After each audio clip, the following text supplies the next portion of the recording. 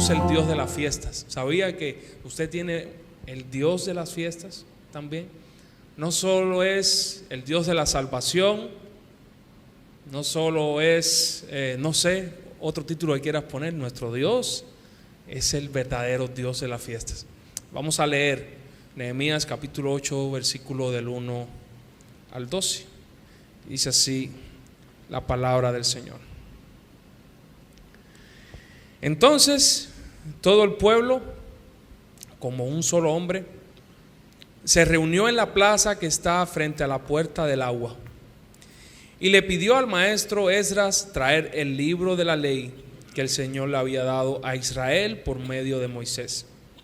Así que el día primero del mes séptimo, el sacerdote Esdras llevó la ley ante la asamblea, que estaba compuesta de hombres y mujeres y de todos los que podían comprender la lectura, y la llevó en presencia de ellos en la plaza que está frente a la puerta del agua. Todo el pueblo estaba muy atento a la lectura del libro de la ley. Y en otras versiones dice que estuvieron leyendo desde que amaneció, ponle fecha si quieres, desde las 6 de la mañana, 7, hasta el mediodía, hasta las 12. El maestro Esdras se puso de pie sobre una plataforma de madera construida para la ocasión. A su derecha estaban Matatías, Semá, Anías, Urías, Hilquías y Maseías. A su izquierda, Pedaías, Misael, Malquías, Hasum, Hasbadana, Zacarías y Mesulán. Esdras, a quien la gente podía ver porque él estaba en un lugar más alto, abrió el libro y todo el pueblo se puso en pies. Entonces Esdras bendijo al Señor, el gran Dios. Y todo el pueblo, levantando las manos, respondió: amén, amén. Luego adoraron al Señor, inclinándose hasta tocar el suelo con la frente. Y los levitas, Jesúa, Bani, Serebías, Jamín, Acub, Sabetai, Jodías, Maseías, Kelitá, Azarías, Josabet, Hanán y Pelaías le explicaban la ley al pueblo, que no se movía de su sitio. Ellos leían con claridad el libro de la ley de Dios y lo interpretaban de modo que comprendieran la lectura. Al oír las palabras de la ley, la gente comenzó a llorar. Por eso el gobernador Nehemías, el sacerdote y el maestro Esdras y los levitas que enseñaban al pueblo les dijeron: no lloren ni se pongan tristes, porque este día ha sido consagrado al Señor su Dios. Luego Nehemías añadió: ya pueden irse. Coman bien, tomen bebidas dulces y compartan su comida con quienes no tengan nada, porque este día ha sido consagrado a nuestro Señor. No estén tristes, pues el gozo del Señor es nuestra fortaleza. También los levitas tranquilizaban a todo el pueblo y les decían: tranquilos, no estén tristes, que este es un día santo. Así que todo el pueblo se fue a comer y beber y compartir su comida, felices de haber comprendido lo que se les había enseñado. Mis hermanos, este relato tiene que ver ya con cuando el pueblo estaba recuperándose y estaba yendo para una vez más su ciudad, levantarla y edificarla. Habían pasado aproximadamente más de 600 años, 700, 800, 900, desde el rey David, que todos conocemos, desde el rey Salomón, cuando habían edificado, al menos Salomón, un templo majestuoso al Señor. El reino estaba en todo su esplendor. Por la boca del mismo rey Salomón decía: Señor, tú has sido tan fiel que has cumplido todo lo que tú le prometiste a Moisés y lo que tú le prometiste a tus siervos. Pero en ese clímax de esplendor, el pueblo comenzó a alejarse de Dios. Salomón empezó a alejarse del Señor y eso tuvo como resultado que su hijo, en el reinado de su hijo, se dividiera el reino. Y esa división del reino empezó a provocar que el pueblo se fuera alejando de Dios, porque los reyes, muchos reyes, al menos del reino de Israel, que se quedó como el nombre de Israel o Efraín, todos fueron reyes que se apartaron de Dios. Todos se apartaron de Dios. No hubo uno, dice la Biblia, que hiciera lo bueno. Entonces pasaron siglos, mi hermano, tanto en el reino de Israel como en el reino de Judá y de Manasés, pasaron siglos de oscuridad, en el sentido de que el pueblo no conocía bien a su Dios. No conocía realmente quién era Dios. Y yo me gustaría preguntarte en esta mañana, ¿conoces bien a tu Dios? ¿Lo conoces bien? Yo recuerdo cuando estaba en Cuba, iba a hablar con unos vecinos y en ese momento Dayamí estaba ahí también, mi esposa, y la señora empezó a hablar y decía, no, sí, no, Dios, tremendo, sí, es muy bueno, fíjate que en la Biblia dice, ayúdame, que yo te ayudaré. Y entonces nos quedamos así como, bueno, eso la palabra de Dios no lo dice por ningún lugar. Pero eso da muestra, y a lo mejor puedes pensar en algún dicho o alguna frase que has escuchado y que tú dices, bueno, eso la Biblia realmente no lo dice. Pero eso es una muestra de, si ahorita es así, que cada uno puede tener una Biblia a la mano, y si no es física, es digital. Nosotros como creyentes a lo mejor tenemos 1, 2, 3 Biblias, una de estudio, una de comentario, no sé. Si eso nosotros en este tiempo es así, que hay desconocimiento del Señor, imagínense en un momento de la historia donde no habían Biblias para todos, no había palabra de Dios escrita para todos, era por boca de profeta, por tradición oral. Y sí, ellos eran rigurosos en aprenderlo. Pero mis hermanos, las personas, su pueblo, el pueblo de Dios comenzó a alejarse de él. Año tras año, siglo tras siglo. Empezó a perder el conocimiento que tenían de Dios, de cómo era Dios, de cómo debía adorar cómo se debía adorar a Dios. Y eso trajo consigo que Dios llegó el momento en que enjuició al pueblo, como Dios le había prometido en su palabra, que si se alejaban de él los iba a reprender. Y los sacó de la tierra que fluía leche y miel y los llevó cautivos. Primero el reino de Israel lo llevó con los asirios, y luego el reino de Judá lo llevó con los babilonios. Pero no se quedó solamente en juicio. O sea, no es que Dios dijo, yo voy a sacarlos de aquí y ya me voy a olvidar de ustedes. Dios prometió que cuando el juicio fuera ejecutado, 70 años después, Dios iba a traer a su pueblo una vez más. Dios lo prometió, dice, de donde quiera que estén, aunque sean regados por el mundo, dijo Dios, yo los voy a hacer regresar. No importa lo que hayan pasado, no importa lo que hayan hecho, yo los voy a hacer regresar, si se volvieren a mí. Pasaron 70 años y el rey que estaba era Ciro, y como profetizó Isaías de ese rey, él permitió que el pueblo volviera. Pero en el primer éxodo, que fue el pueblo, solamente pudieron o reconstruyeron el templo. Pero no un templo majestuoso como el de Salomón, un templo un poco más humilde, por así decirlo. Luego pasaron 90 años. ¿Y saben qué pasó? El pueblo volvió otra vez a empezar a alejarse de Dios. Y llegó un segundo retorno con Esdras. De este Esdras del que está hablando el pasaje. Era un sacerdote de la ley, y desde que Dios puso en su corazón el deseo de buscar de Dios y de intentar restaurar espiritualmente a Israel, dice que Esdras se preparó en su corazón para inquirir en la ley de Dios y en sus mandamientos y poder hacerlas entender al pueblo. Llega Esdras a Jerusalén y pasan 12 años más. Y cuando pasan 12 años, Nehemías le pregunta, lo vimos a principio de mes, Nehemías le pregunta a un hermano, ¿cómo está Jerusalén? En gran afrenta. Las murallas destruidas, las puertas quemadas, y el pueblo está sufriendo mucho.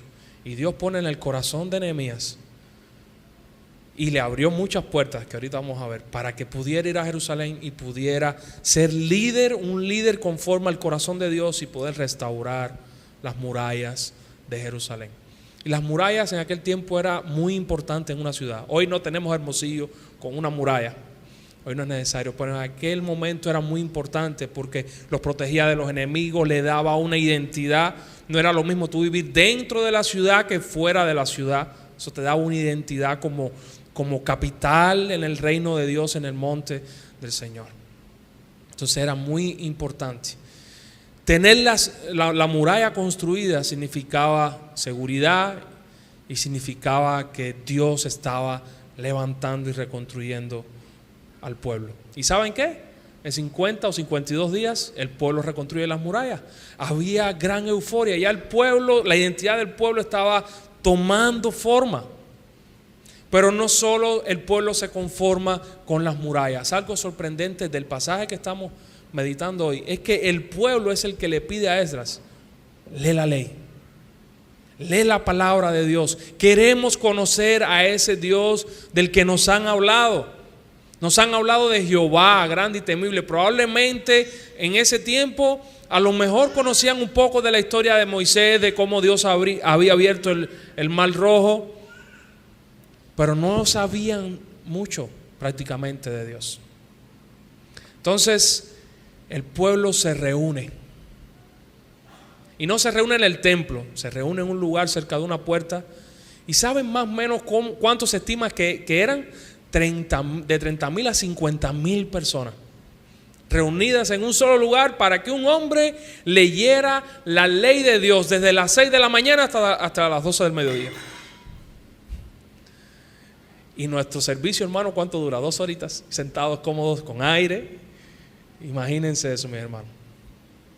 Imagínense que en aquel tiempo no había micrófono, no había sistema de audio. Entonces a Esdras le hicieron una plataforma.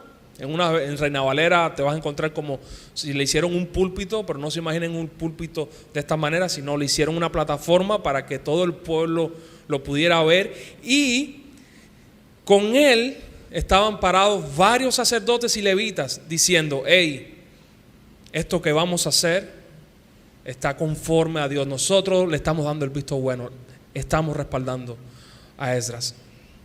Entonces se reúnen el primer día del mes séptimo. Y ese primer día es un día muy importante para el pueblo de Israel.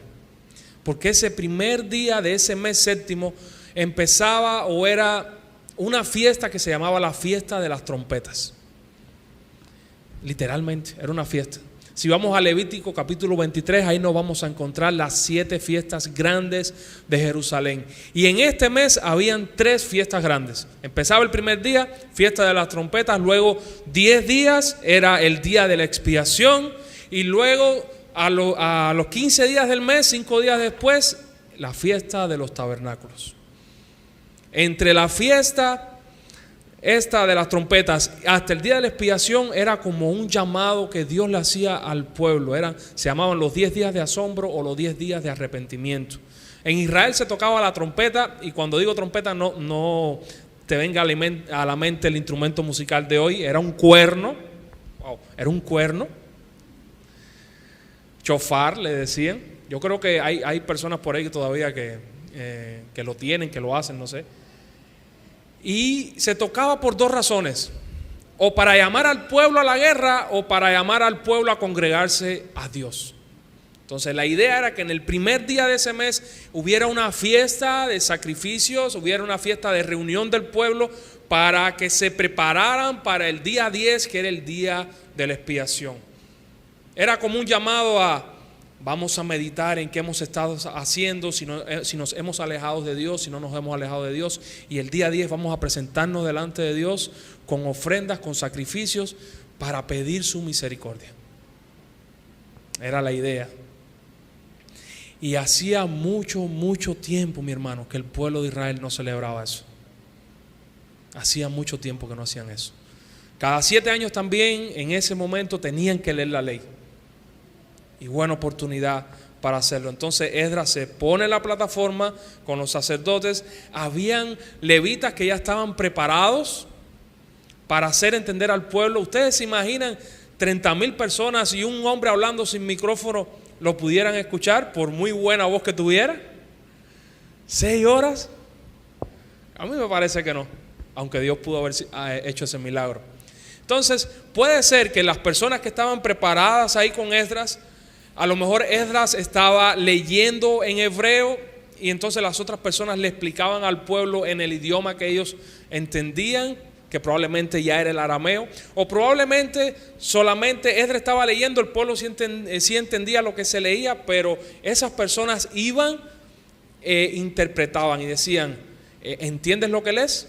Como por ejemplo en el Nuevo Testamento, en el libro de Hechos, cuando está hablando este funcionario, está leyendo este funcionario de Etiopía el libro de Isaías y se le pone Felipe al lado y Felipe le dice, sí, eso es lo que tú estás leyendo, es cierto, pero ¿entiendes lo que lees? ¿Cómo voy a entender si alguien no me explica? Entonces Felipe le explica el evangelio.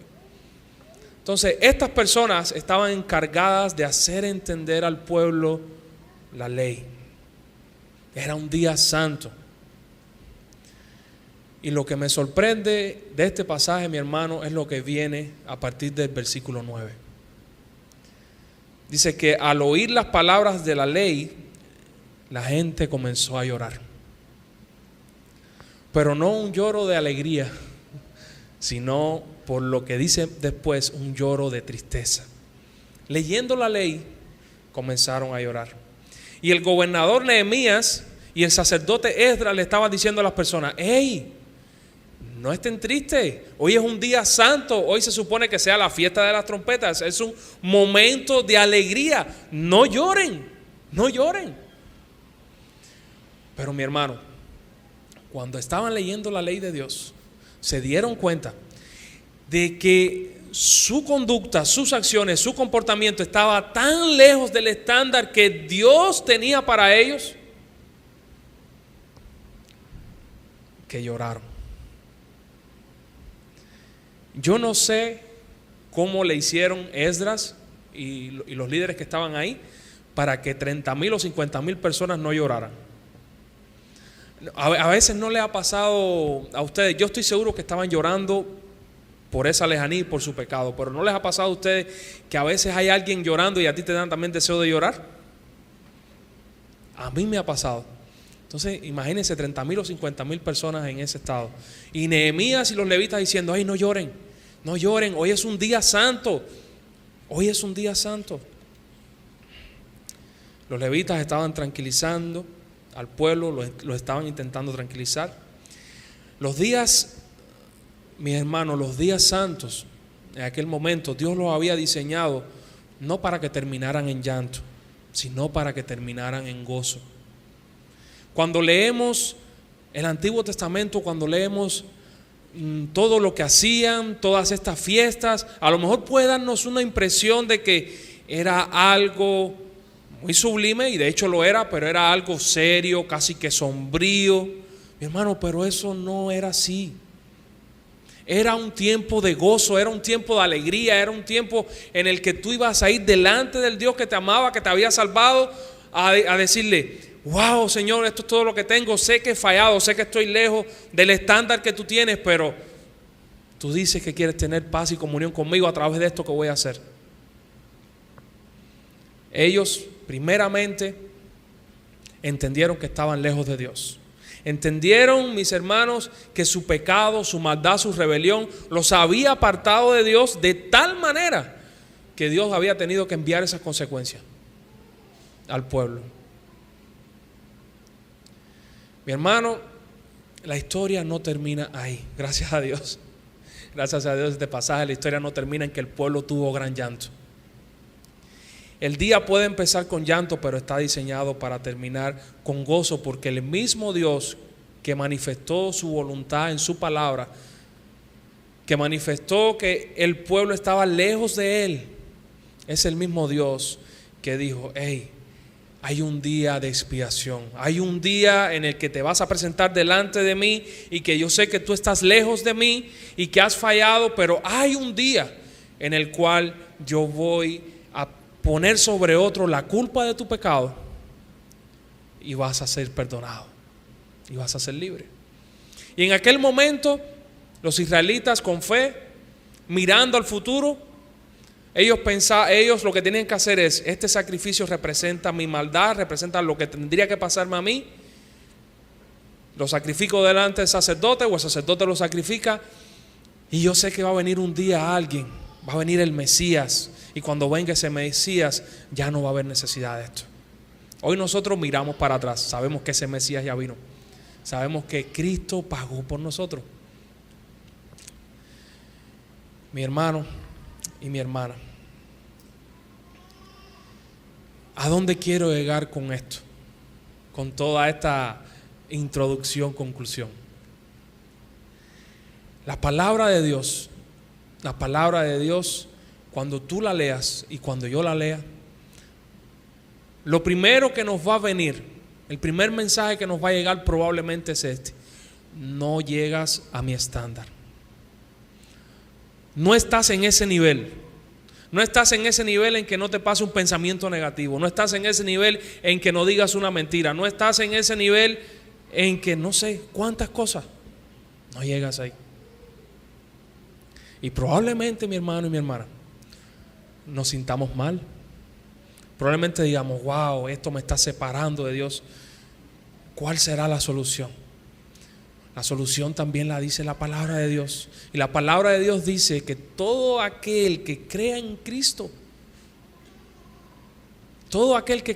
mi hermano, Él es nuestro abogado, se constituye nuestro abogado. De tal manera que ya podemos ir delante del Señor con gozo y con alegría. Simplemente eso. Mi hermano y mi hermana, la palabra del Señor, escucha esto que te voy a decir. La palabra del Señor nunca te va a dejar en condenación si crees en Cristo. Nunca. No está diseñada para eso. No está para dejar en condenación a nadie. Escuchen lo que dice Dios. Oseas, capítulo 6. Vengan, volvamos al Señor. Él nos ha despedazado, nos ha hecho sentir mal, pero nos va a sanar. Nos ha herido, pero nos vendará. Después de 2 días nos dará vida nuevamente, y al tercer día nos levantará. Se parece mucho a lo que le sucedió a Cristo. Así viviremos delante de su presencia. Escuchen lo que dice Ezequiel capítulo 33 versículo 10. Y tú, hijo de hombre, di a la casa de Israel: así habéis hablado diciendo, ciertamente nuestros pecados, nuestras transgresiones están sobre nosotros, y por ellos nos estamos consumiendo. ¿Cómo pues podremos vivir? Diles: vivo yo, declara el Señor Dios, que yo no me complazco en la muerte del impío, sino en que el impío se aparte de su camino y viva. Vuélvanse a mí, vuélvanse de sus caminos. ¿Por qué han de morir? Ese es el sentido de Dios. Eso es lo que Dios quiere, su voluntad. Dios no se complace en ver a una persona yendo por un camino malo y Dios diciendo: sí, por eso le va a pasar lo que le va a pasar. Dios no se complace en eso, mi hermano. Dios se complace en que el que va por un camino torcido regrese al camino que Dios tiene para él. Y como Dios se complace en eso, su palabra también. Su palabra, mi hermano, nunca te va a dejar en condenación. Probablemente lleguen momentos que tengas que escuchar cosas que no te van a gustar. Por lo menos a mí no me gusta que señalen mis faltas.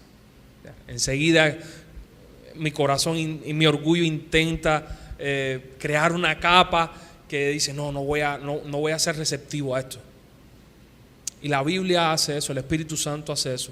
Te dice: hey, tienes que cambiar, tenemos que cambiar conforme a la imagen de Dios, conforme a la voluntad de Dios. Pero nos da la herramienta para cambiar.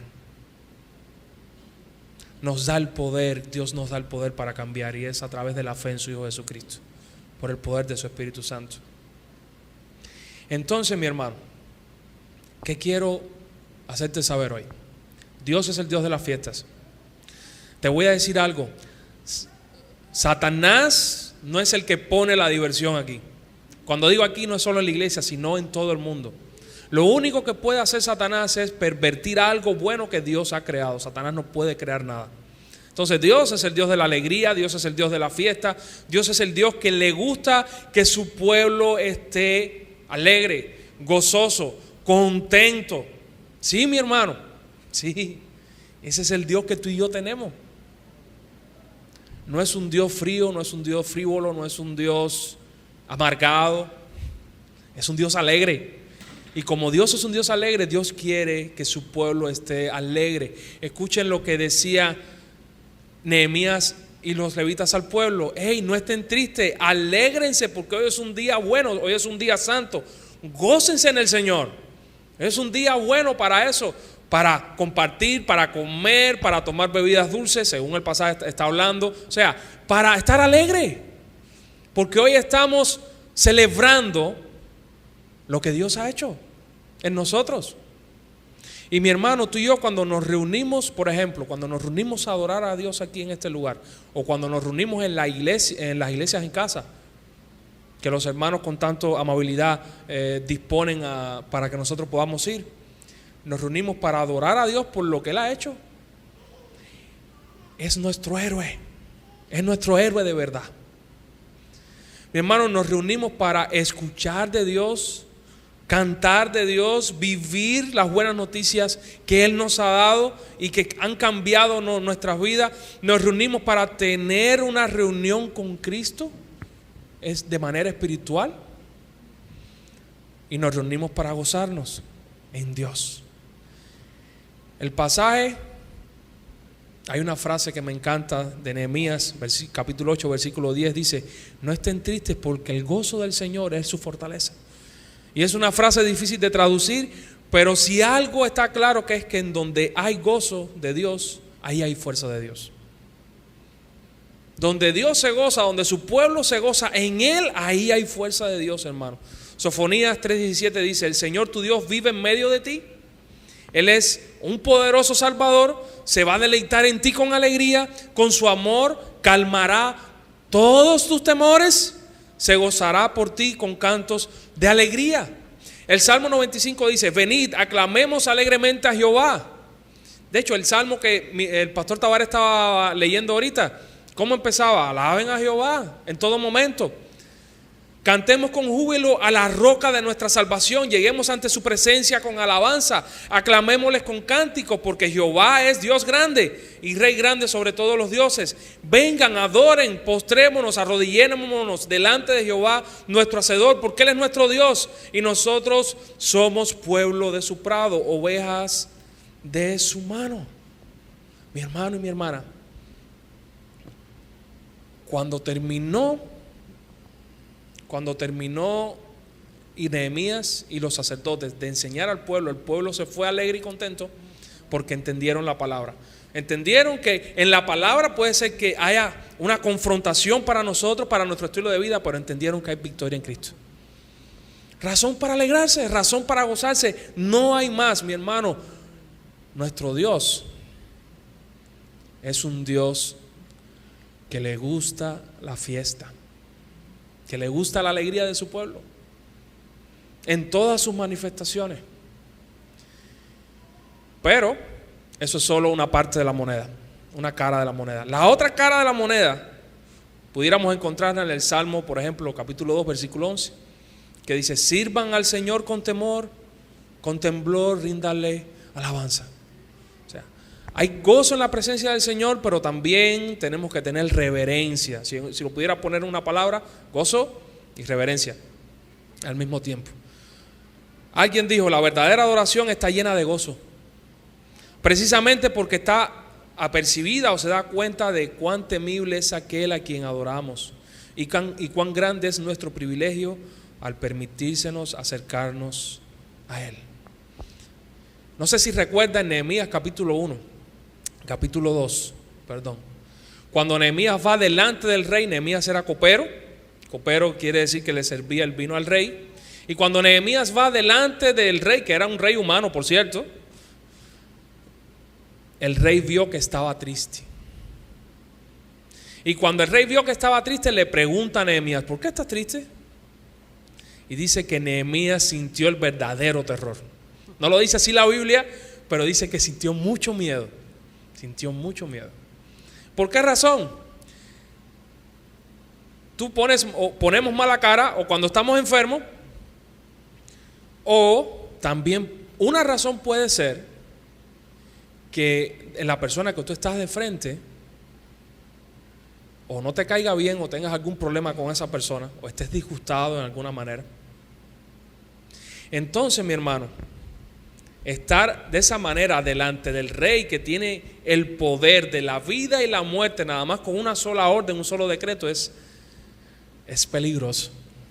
Es peligroso. Entonces Nehemías estaba triste por la situación de su pueblo, y cuando el rey le pregunta, ¿qué te sucede? Y incluso en Esther, en el libro de Esther, hay alguien que está, no en la presencia del rey, sino a las puertas del rey, que es el que la crió a ella, Mardoqueo. Y este hombre estaba con cilicio, y dice que Esther lo sacó, llevó a que lo sacaran de ahí, porque no podía alguien ni estar en la puerta del rey haciendo luto. Hacer luto delante del rey en aquel momento y en ese reino de Babilonia era una mala opción. Si tú te querías suicidar, pues bueno, haces luto y listo. Y Nehemías, mi hermano,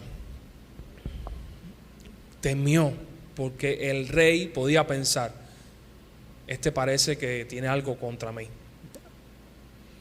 Pero, gracias a Dios, el rey preguntó, Nehemías respondió, Nehemías oró, y le fue concedido todo lo que quería. ¿Qué te quiero decir con esto? Estamos delante del rey que conoce nuestro corazón, que conoce todas las cosas. ¿Cómo nos presentamos delante de Dios? Y ojo, no te estoy diciendo, hey, si te sientes triste tienes que venir con una cara alegre. Eso es hipocresía. No. Lo que te estoy diciendo es que te tienes que presentar delante de Dios con un corazón sincero, pero con un corazón que si estoy triste, pero estoy aquí, Señor. Una cosa es ser sincero y otra cosa es ser apático. ¿Cómo nos presentamos delante de Dios? ¿A dónde nos hemos acercado, hermano? Hebreos dice, y quiero que pongas atención en esta lectura, ¿dónde dice el autor de Hebreos que ahorita mismo nosotros estamos? A lo mejor no lo vemos, de hecho estoy seguro que ninguno de los que estamos aquí lo vemos, porque si lo viéramos a lo mejor nos pasa como Moisés. Pero escuchen qué es lo que pasa cuando 2 o 3 se reúnen en el nombre de Jesús, ya sea aquí o sea una iglesia en casa o en donde sea. Hebreos capítulo 12, versículo del 18 en adelante. Ustedes no se han acercado a una montaña que se pueda tocar, que está ardiendo en fuego, tampoco a la oscuridad, a las tinieblas y a la tormenta, haciendo referencia al momento donde Dios descendió sobre el monte y el pueblo vio y era temible lo que estaba pasando. Imagínense que ustedes estén aquí y el cerro del Bachoco sea un volcán lleno de nubes, de relámpagos, de fuego. ¿No sentirían un poco de miedo? Y aparte de eso, hay alguien que desde el monte está hablando, o del cerro está hablando potentemente. Tú lo puedes oír de tal manera que estás diciendo, wow, no, esto aquí es peligroso, posiblemente muera. Entonces dice que nosotros no nos hemos acercado a eso. Moisés, cuando vio esa imagen, estaba tan aterrado que dijo, estoy temblando de miedo. Pero eso, mi hermano, eso que pasó en el monte era una sombra, era una figura, era solamente una representación de la realidad. ¿A qué nos hemos acercado tú y yo cuando nos reunimos en el nombre de Cristo?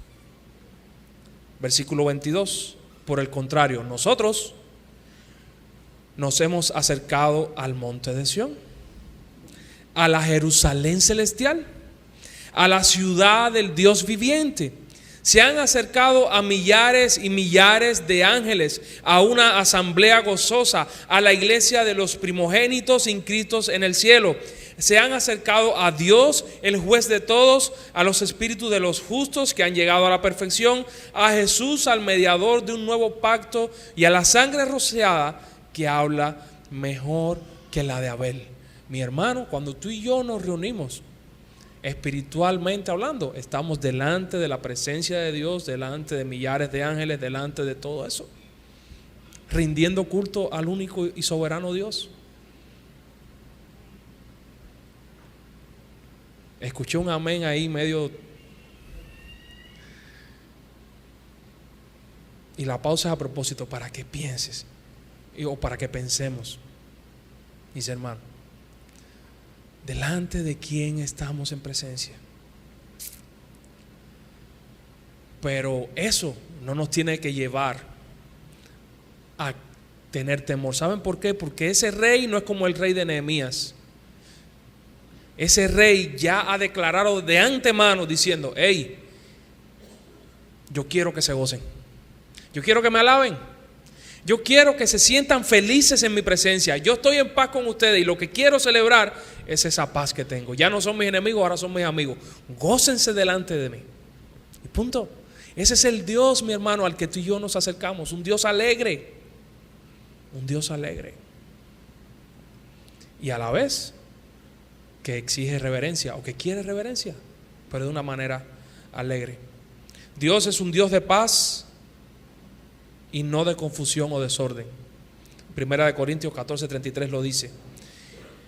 ¿Por qué les digo esto? Porque si Dios es alegre, entonces ¿qué vamos a hacer? ¿Vamos a hacer un jolgorio?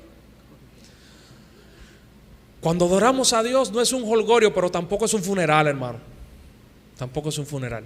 Así que siéntete libre de adorarle cuando vengas a la casa del Señor, o cuando estés en una iglesia en casa, o cuando estés en tu vida en la práctica, tú solo, como tú quieras, siéntete libre de adorar al Señor. Como tú eres.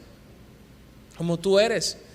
Debemos venir conscientes y expectantes al lugar a donde nos reunimos, porque la presencia de Dios, nos hemos acercado a ella y va a hacer cosas. Debemos mantener o intentar mantener un equilibrio entre el gozo y la reverencia al mismo tiempo.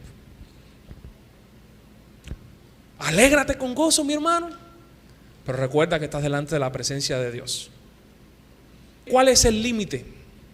Lo que Dios ha revelado en su palabra. Dios ha revelado que su presencia está, pero ha revelado también la manera en que quiere que la adoren. Y está en su palabra. Aprovecha y disfruta los tiempos que tenemos, mi hermano. Disfrútalos. Ven con una disposición a disfrutarlo. Si estás triste, ven triste y derrámate delante de Dios. Dios te va a dar lo que necesitas. Si estás enojado, ven y ven delante de Dios, y Dios puede con esa emoción lidiar con eso. Señor, estoy súper enojado, pero quiero adorarte. Cámbiame. Si vienes alegre, pues gloria a Dios y alégrate en el Señor. Mi hermano, aprovecha los tiempos. Cuando llegamos acá, aprovecha los tiempos que tenemos. Aprovecha el tiempo de oración. Es un tiempo para entrar en comunión con Dios. Aprovecha, y esto es un ejemplo de cómo lo hacemos. Lo podemos hacer de varias maneras, pero voy a poner el ejemplo de cómo lo hacemos. Aprovecha el tiempo de oración. Aprovecha el tiempo de cuando termina la oración, que hay unos minutos, 10, 15 minutos. No creas que empezamos la oración y se acabó el servicio. No, estamos todavía en ese momento rindiéndole servicio a Dios. Aprovecha ese tiempo para saludar a un hermano, para dar una acción de gracias a un hermano. Aprovecha, a lo mejor ves a un hermano que está triste, acércate a él. Aprovecha ese tiempo de comunión. Aprovechalo, porque estás delante de la presencia de tu Dios. Ahí el servicio no se ha terminado. No se ha terminado. El culto a Dios no se ha terminado ahí. No, al contrario. Dale una palabra de aliento a tu hermano. Aprovecha el tiempo de alabanza. Disfrútalo. Aunque no te sepas las canciones. Aunque a veces los que estemos ahí no cantemos también. Disfrútalo. Ora al Señor con las alabanzas. Ora al Señor. El gozo del Señor es tu fortaleza. Aprovecha el tiempo de la palabra. Mientras esté el que esté aquí predicando, ora por eso, ora por ese mensaje y ora para que Dios te hable. Y para que Dios te hable de tal manera que si tiene que confrontar tu pecado en alguna área, puede ser que te sientas mal en ese momento, pero que también encuentres solución, descanso y reposo en la misma palabra, sabiendo que Cristo lo que quiere es perfeccionarte para que crezcas a su imagen. Disfruta la palabra. Disfruta todo el privilegio que tenemos de reunirnos delante de la presencia del Señor. Hay muchos cristianos en el mundo que no tienen este privilegio, pero Dios ha querido que tú y yo lo tengamos. Disfrútalo. Dios y su palabra, mi hermano, te lo vuelvo a repetir, nunca es su propósito dejarte en condenación. Nunca. nunca. Recuerda que siempre, siempre Dios da su palabra para que te acerque a Él, para que te acerque a Cristo. Y disfruta tu Dios. La buena noticia vino para cambiar vidas, pero para cambiar vidas y sacarlo de las tinieblas a su luz, para cambiar vidas de la tristeza a la alegría. Como dice el Salmo, has cambiado mi lamento en baile, me vestiste de alegría, por eso hoy yo voy a cantar a ti, gloria mía, y nunca más voy a estar callado. Jehová Dios mío, yo te voy a alabar y te voy a alabar para siempre. ¿Por qué? Porque has cambiado mi lamento en baile. Ese es el llamado de hoy, Señor. O ese es el llamado de hoy, mis hermanos. Recuerda que tu Dios es un Dios alegre. Recuerda que tu Dios y mi Dios es un Dios que le gusta hacer fiesta con su pueblo. Ya para terminar, para que tengan una idea de cuánto a Dios le gustan las fiestas. Les dije anteriormente que Dios hacía o quería que el pueblo tuviera 7 fiestas grandes en el año. Esas fiestas en ocasiones duraban días. Y cuando digo fiesta, estoy hablando, mi querido hermano, de comida, estoy hablando de fiesta en su presencia, pero de que el pueblo pudiera compartir. Y cuando leemos en la Biblia te vas a dar cuenta que eran cientos de vacas que sacrificaban y que se comían, y sacrificios y esto y lo otro. En el mismo pasaje de Nehemías, salgan, alégrense y denle comida a las personas. Pero también, hermano mío, una vez a la semana Dios decretaba que celebraran fiesta. Imagínate que tuvieras un jefe que te dijera: hey, un día a la semana no hay trabajo. ¿Y qué tengo que hacer en ese día? Descánsalo, disfruta y haz una fiesta en mi honor. Ese era el propósito del sábado. El propósito del sábado no era algo impositivo, no era una carga de ay, ahora sí. Imagínense eso, que ustedes estén en su trabajo y te estés quejando porque ahora no puedo trabajar el sábado, me lo van a dar libre y me lo van a dar ya pagado con todas las cosas. Ay, qué fastidio. Si pudiera trabajar todos los días del año, pero ahora tengo que. Ese era el propósito del sábado: descanso, fiesta y regocijo. Entonces tenías 7 fiestas grandes, tenías una fiesta por semana, pero aparte de eso, mi hermano, hoy, ¿saben cuándo más hay fiesta? Dice la palabra de Dios en los evangelios que cuando un pecador se arrepiente, hay alegría en el cielo, hay fiesta en el cielo. Mi hermano, yo creo que el cielo puede estar de fiesta todo el año 24/7. Mi hermano, nuestro Dios es un Dios alegre y que se deleita en nuestra alegría. Espero que de verdad podamos cambiar nuestra perspectiva de nuestra adoración y que puedas saber que cuando te dispones a adorar de corazón, puedes hacerlo con gozo, con alegría.